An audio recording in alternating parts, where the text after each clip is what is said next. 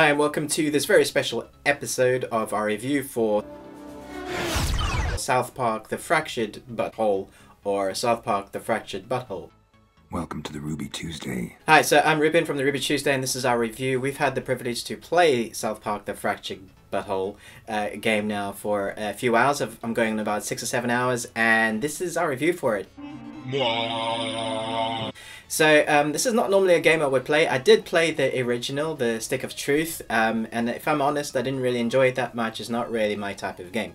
So I was a little bit nervous about trying this version, and to my surprise, I actually really enjoyed it. It's really fun. So the creators of South Park have been working on this for a couple of years, and they've kept pushing this game back and back and back until now, finally we have it. And what it is, it's a turn-based Final Fantasy-esque type game. It's not Final Fantasy, but it is definitely turn-based. And you are a hero that has to help Coon and his gang on a quest to find out what has happened to all the missing cats in South Park. And so this is kind of the main arc, and it starts as that, and obviously develops as you go on. Alright, get back out there, Buttlord. You still have a lot of things to do. The story is not really where the magic happens in the game, though. It's down to the characters. And if you're a fan of South Park, you are absolutely going to love this game. It has everything from a South Park episode just in a game. It's just like a really, really long episode of South Park. And you get to do everything you want to do. And you get to become one of those characters. So much so, you create your own character, and this is where the game really works well. You can create your own costume for the hero to become part of the gang, the hero gang, and you have to, like in any other kind of superhero game, you have to work your way up to becoming like a sidekick, and just work your way up those different levels and tiers of hero-ness. This game does have all the tongue-in-cheek. Better not be out there marking your territory. I need that little yellow nectar right there. Jokes that South Park is very synonymous with. And in fact, a lot of people don't like South Park because of Trey and Stone, the creators, who seem to really push the buttons of what's going on in the world today. In fact, if you know of anything that's happening... Just wanted to let you know that we've decided to let you have your own Netflix series right after the Fast Pass Fox miniseries and the third Coon and Friends United movie.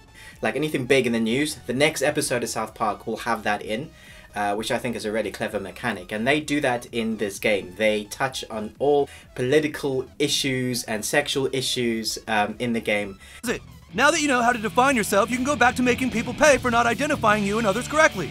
And it comes off as funny, but actually, as you play the game, there's a lot of deeper stuff going on in the game. So right from the beginning, you get to choose your level of difficulty in this, and that starts by choosing your color. So if you're white, the game's going to be easy. If you're black, the game's going to be hard. But then there is this little message, don't worry, it's not actually going to change the difficulty, it's just life that's going to be harder. So they have these messages in-game where they're talking about what actually real life is about, and they don't shy away from it. There's even a fight scene where you have to defend yourself as a little kid from dodgy priests. I'll let you put that together. And there are 6th graders that want to beat you up, that are bullies. There are prostitutes that don't like you for some reason. There are their version of Hooters, who you upset. You know, the chain of restaurants in America of Hooters, their version of that. I'm not going to spoil that for you. It has all the jokes, but there's so much more deeper things going on. There's a deeper storyline that drives the South Park story, but it is really funny.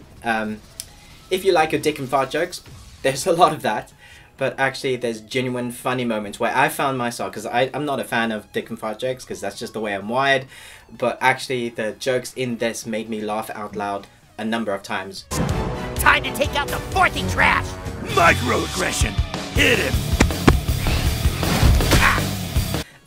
And I had to watch myself because this is not kid-friendly. This is an actual 18 game. And I had to watch myself laughing because I was playing this game and checking where my kids are, because the jokes are rude. So don't think, oh, maybe this is something I can play with my kids. No, it's not.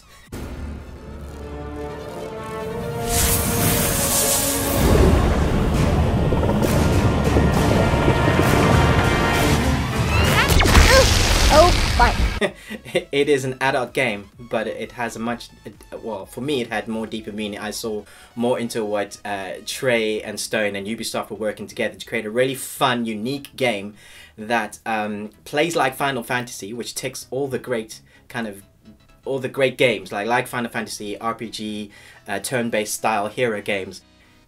It's really addictive, actually. I found myself just going, okay, I've played it enough, and then I'm going back to it. Even my wife said to me, didn't you say you've got enough for a review?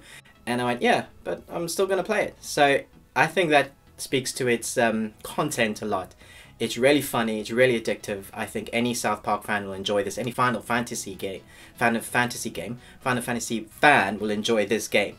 And graphics wise, it looks fantastic. I mean, it still looks like South Park, but there are things you get to choose, like superpowers. You can have a power like the Flash, and he shakes, your hero shakes and moves about like Flash.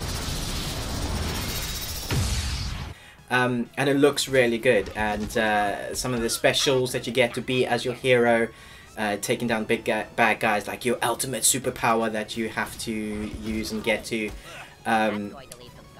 Looks amazing. So, you know, graphically this game looks great, even though it looks like a South Park episode. The voices are fantastic, the script is really funny, the jokes are great. Time to spread some rabies. And filled with innuendo, and there's a deeper meaning. Ubisoft has done a great job in working with Trey and Stone in this, and I think this is a really great game.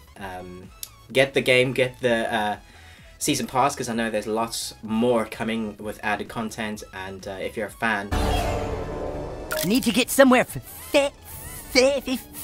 quickly, or maybe you're thinking about it, I would say as long as you're not easily offended by this game.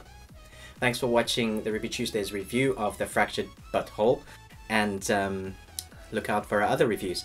Evil Within's coming up, Middle Earth review is coming up as well. We've got loads coming out with this huge, great month of games in October and November.